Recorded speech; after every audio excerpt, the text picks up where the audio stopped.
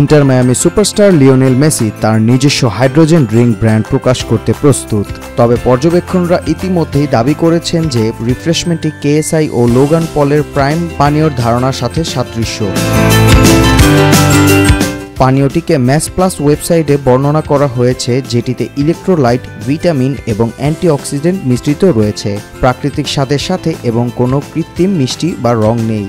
এছাড়াও নতুন ব্র্যান্ড দাবি করে যে তাদের পানীয়তে 16.9 আউন্স বোতলে 10 ক্যালোরি রয়েছে, যার মধ্যে মিয়ামি পাঞ্চ সহ স্বাদ রয়েছে, যা বিশ্বকাপ বিজয়ী বর্তমান ক্লাবকে সমর্থন করে।